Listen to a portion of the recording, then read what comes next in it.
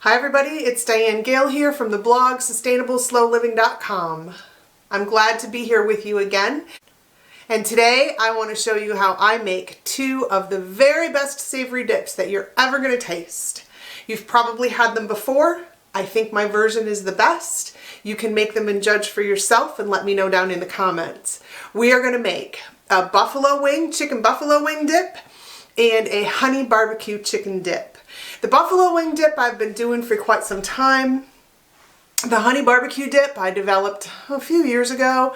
I found that when I was invited out for a gathering and I wanted to take this dip with me, there was always at least a few people who didn't like spicy food. And I wanted another option to be able to take for them. And also my son loves spicy food, but he loves barbecue sauce. Good barbecue sauce. So I am here today to show you how to make both. They're very similar and you can make them for your family or you can make them to take to parties. They're very versatile. You're gonna love them. Let me get you focused in on the counter over here and we'll get started. Okay, you guys, I have got a lot of stuff going on this counter because I have all the ingredients out. But let's take this bowl.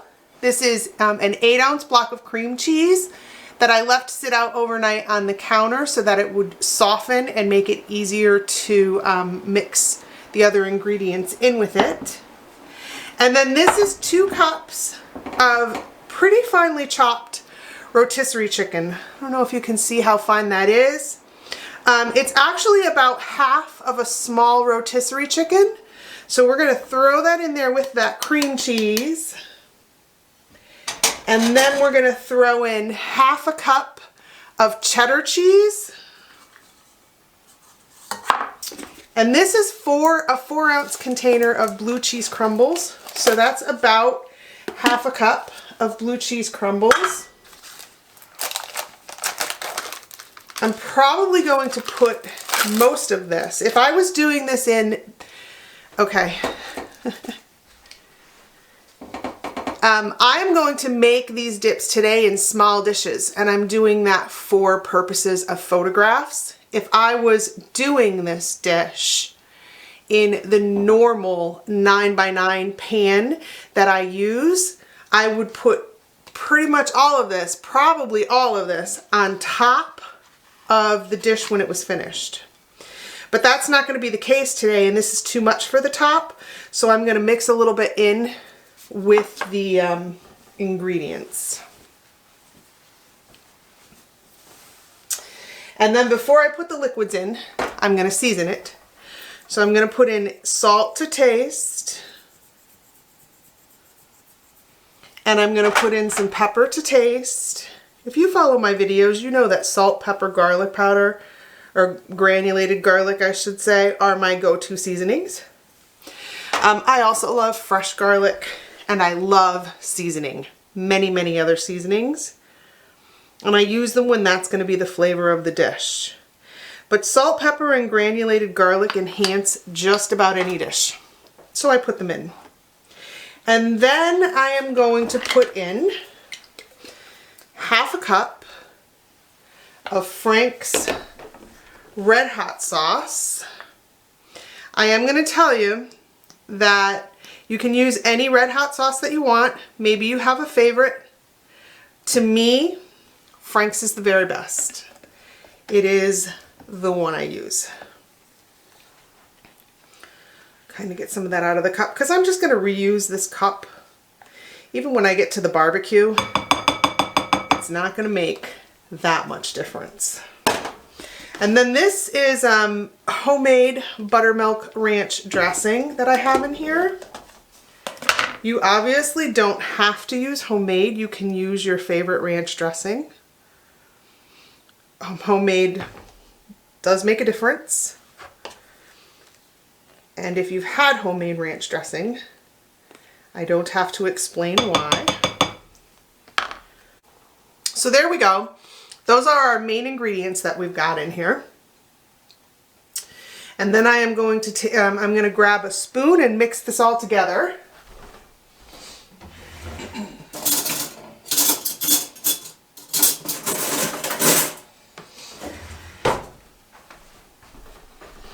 I'm actually going to use a fork to mix this all together because I want to be able to break up that cream cheese. The cream cheese is going to give you a little bit of a hard time in the beginning. I guess if you had like a mixer, maybe a stand mixer, you could do this. I thought about doing it in my food processor too, but I thought, well, when you get in the middle of a video, if you're trying something new instead of what you already know works, sometimes it doesn't work. And when it doesn't, then you've got to start over. And you can't really start over with partially mixed ingredients. So I didn't think that today was the day to put it in my food processor with the mixing attachment. I have like an attachment that goes in there for bread dough and stuff like that. I think it would work. So if you want to give it a shot, you can go ahead and do that. And if you get to doing that before I try it, go ahead and put that down in the comments below too. Let me know how it works out. Because I think it would make this a lot easier. But all you're really trying to do here, let me get some of this out of the way.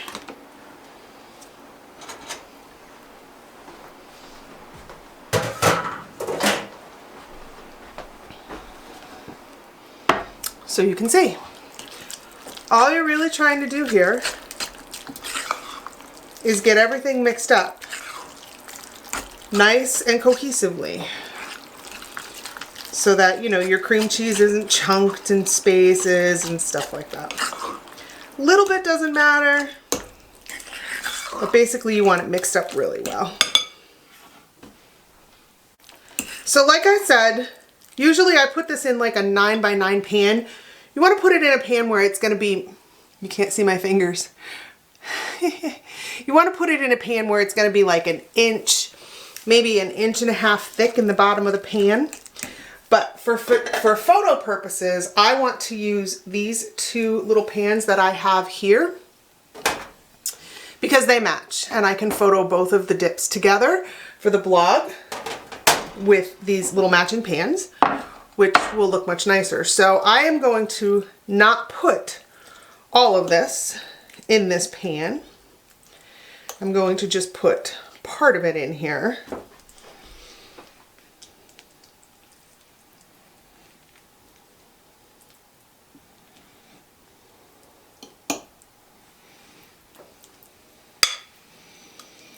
So that's probably about half of it, I would say, in there. But that's, if you're going to a small gathering and you can do 2 little dishes like this, that's perfect. And I am going to teach you some really great things that you can do with the rest of this dip. So it's definitely not going to go to waste. And then I'm just going to take the rest of these blue cheese crumbles. Well, not the rest of them, because I'm going to leave some for the other half when I bake it. But I'm just going to take some of these blue cheese crumbles and put them right on top like this. Right, perfect. The rest I'll use for the other part of the dip when I make it. And then I have these chives. These are from my garden last year. I don't know if you realize it or not, but a lot of herbs you can just freeze straight from the garden and use them all winter. And they work, they behave, I should say, a little bit differently. See, these are rigid and they are going to be a little bit harder to cut, but they'll taste fabulous. They still have tons of that garden fresh flavor because they were just kind of flash frozen. I did freeze these. I laid them out on a parchment lined baking sheet and put that in the freezer and froze them and then put them in this bag so that they would come apart. But you see, you have to kind of, they don't cut super easy. Well, they do, but I mean, you have to kind of saw at them a little, if you see what I'm doing here. I'm just going to take and put those on top. And it is for flavor, no doubt. I mean, they add flavor, but mostly it's to make it pretty.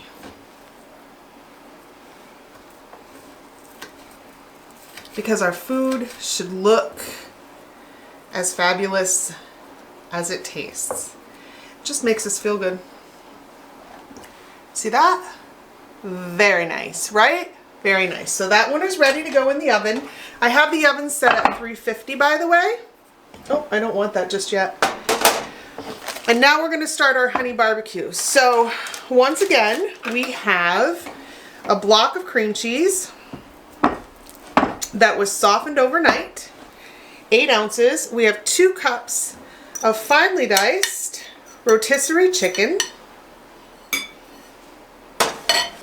This time we're going to put in about half a cup of sauteed onions. I sauteed these ahead. I don't think I have quite half a cup there. Again, these are from my garden, and I used what I had left in that bag. Onions are another thing that you can slice. You can lay them out on a parchment lined baking paper and freeze them, and then throw them in a bag so they won't stick together if you freeze them that way. And then you can just use them all through the winter. You don't really have to do anything else to process them. And then we're going to put in half a cup of cheddar cheese. And we are going to put in half a cup of our favorite barbecue sauce. Well, my son's favorite barbecue sauce. My favorite barbecue sauce is actually the one that I make homemade. And there is a blog post for that barbecue sauce. I will link that down below for you in case you want to try that. It's really fabulous. It's made with a white wine vinegar, and the white wine vinegar just kind of changes the game. And then half a cup of ranch dressing. Homemade or otherwise.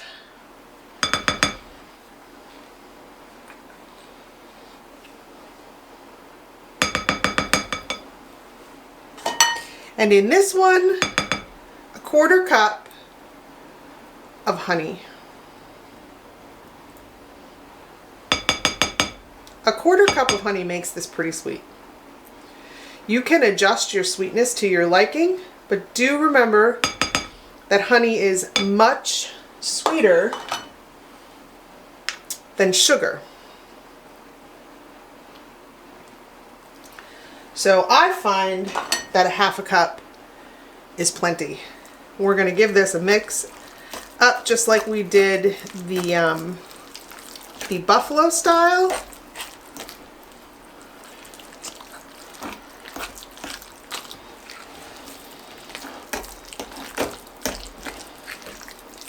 It's really important that that cream cheese is soft.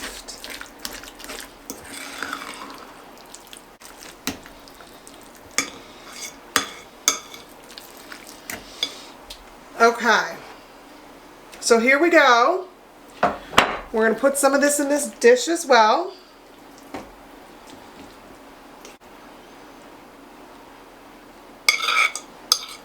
That's perfect. These little dishes take about half.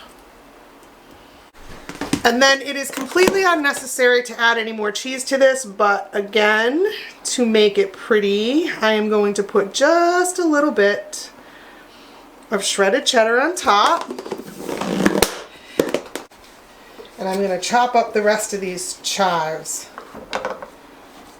Once they sit out, as you can see, once they start to, if they sit out, they start to get, the water starts to come out of them from the freezer. And then they are very hard to cut. And they don't look as good in the dish. And the other thing is, I have these sitting out here on the counter because I'm doing this recipe for you. But normally I wouldn't do that because you don't want them to thaw, because when they refreeze, they will stick together. So.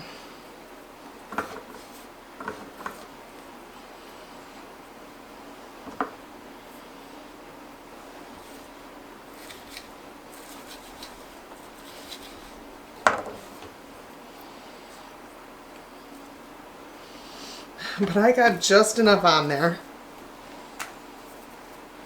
And I'm going to go put these away so that they don't thaw anymore. Okay, so there we go. there's the barbecue. I am going to take and I'm going to put some tin foil over the top of these and poke a few holes in it. I'm going to stick them in a 350-degree oven for about 15, maybe 20 minutes. Usually in the bigger dish, it takes about 20 minutes. So I'm expecting this to take a little bit less. And I will be back when they are done so that we can try some together. All right, you guys, so I'm back.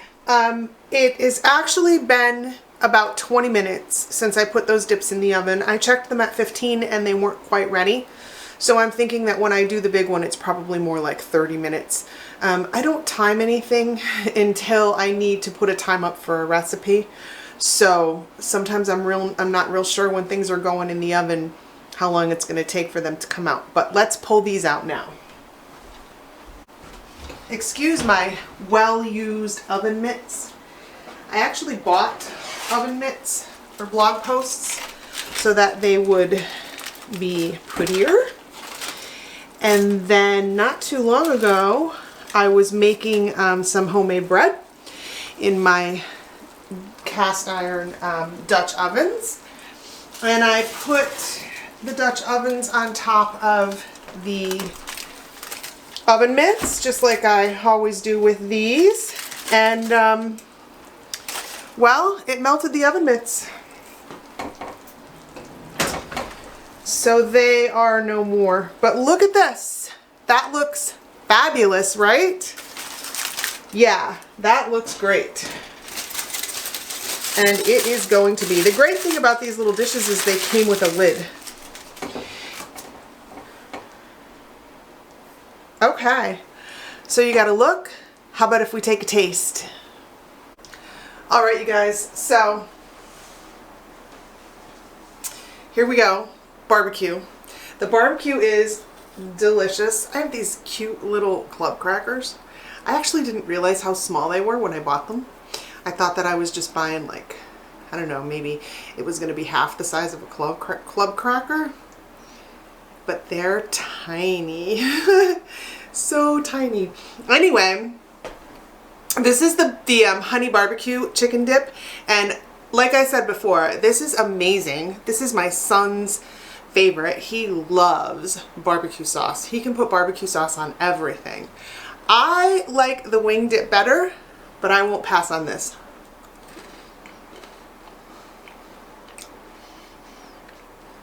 That's good stuff. Worthy of another. Gosh, these little crackers are pretty cool. They're like sort of the perfect size.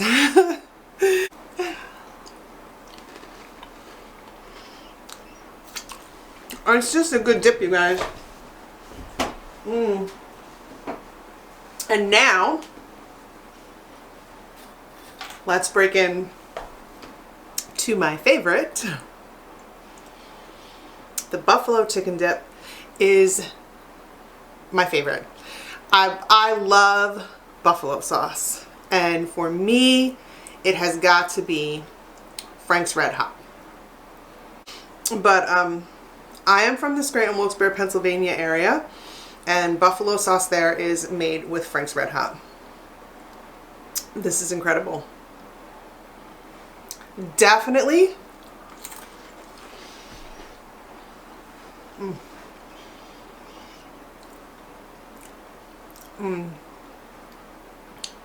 This is amazing. Definitely worth another bite.